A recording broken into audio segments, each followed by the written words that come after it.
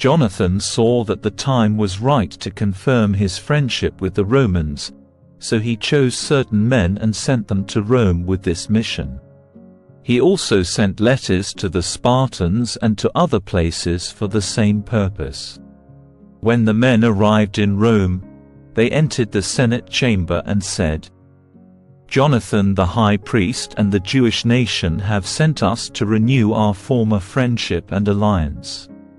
So the Romans provided these men with letters addressed to the authorities of each place, instructing them to provide safe conduct for them as they made their way back to Judea. This is a copy of the letter Jonathan wrote to the Spartans. This letter is from Jonathan the high priest, the high council, the priests, and the rest of the Jewish people. It is addressed to our brothers the Spartans. Greetings. Long ago your king Arius sent a letter to our high priest Onias, stating that you are our brothers, as the attached copy shows. Onias received your ambassador with honor and accepted the letter, which declared our alliance and friendship. We do not need such alliances, since we find encouragement in our sacred books. Nevertheless, we have chosen to renew our family ties and friendship with you so that we don't become strangers to you, for a long time has passed since you wrote to us. We think of you on every special occasion.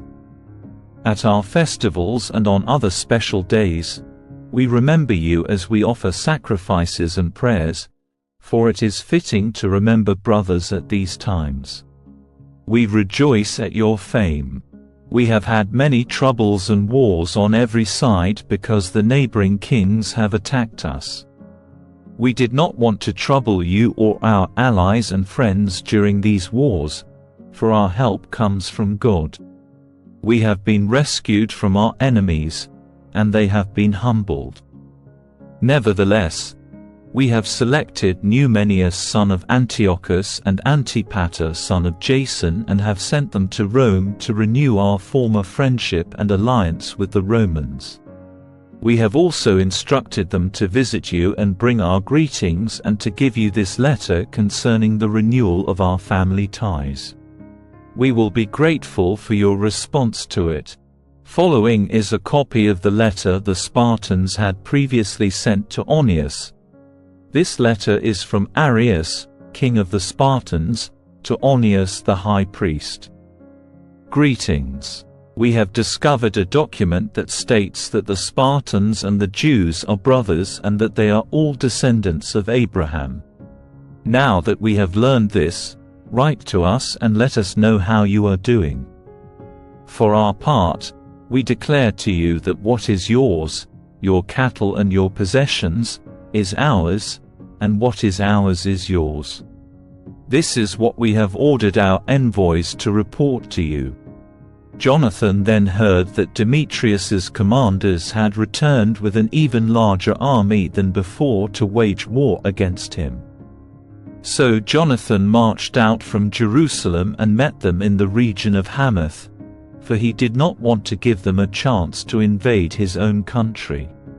He sent scouts into their camp, who returned and reported that the enemy was preparing to attack that night. When the sun set, Jonathan commanded his men to be on guard all night and to keep their weapons at hand, and he posted sentries around the camp. When the enemy learned that Jonathan and his men were ready for battle, they were filled with dread. They lit fires in their camp and then retreated. But Jonathan and his army did not know until morning that the enemy had retreated, because they had seen their campfires burning. Jonathan chased them but did not catch them because they had crossed the river Eleutherus. Jonathan then went after the Arabs called Zabadeans. He defeated them and carried away their possessions. He marched on and came to Damascus and passed through all that country. Simon also marched out and went as far as Ashkelon and the neighboring fortresses. Then he turned to Joppa and took possession of it, for he heard that the people were planning to hand their stronghold over to the supporters of Demetrius. Simon then stationed a garrison there to guard it. When Jonathan returned, he officially called together the high council and made plans with them to build fortresses in Judea.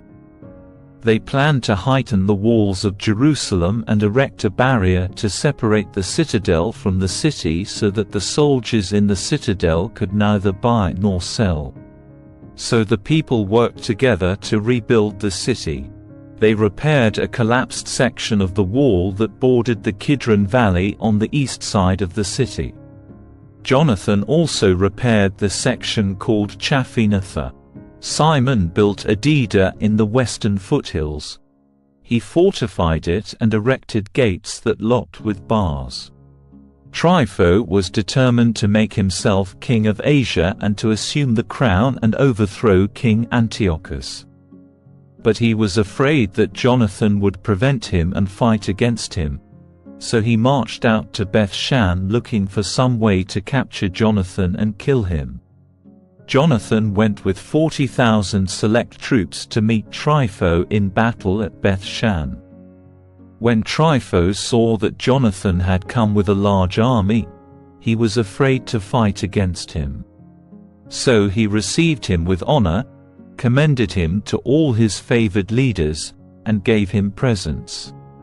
Trypho ordered his favored leaders and his troops to obey him as they would himself.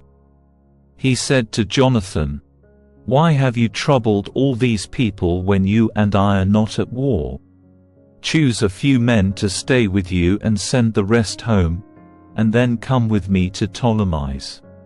I will give you that city and the rest of the fortresses, along with their garrisons and officials. Then I will go home, for that is why I came here." Jonathan believed him and did as he had suggested. He sent most of his army back to Judea, keeping 3,000 men with him. Then he sent 2,000 of them into Galilee and kept only 1,000 for himself. But as soon as Jonathan entered Ptolemais, the people of the city shut the gates and captured him. Then they killed everyone who had entered with him. Trypho dispatched foot soldiers and horsemen to Galilee and the great plain of Esdraelon to destroy all of Jonathan's soldiers. After Jonathan's soldiers concluded that Jonathan and his troops had been captured and killed, they encouraged one another and marched in close formation, ready for battle. When Trypho's troops realized that Jonathan's men were ready to fight for their lives, they turned back. So Jonathan's men returned safely to Judea. They mourned for Jonathan and those who died with him, and all Israel grieved deeply. Then all the nations surrounding them sought to destroy them. They said, "Israel has no leader and no one to help them. Now is the time to fight against them and blot out all memory of them from the world."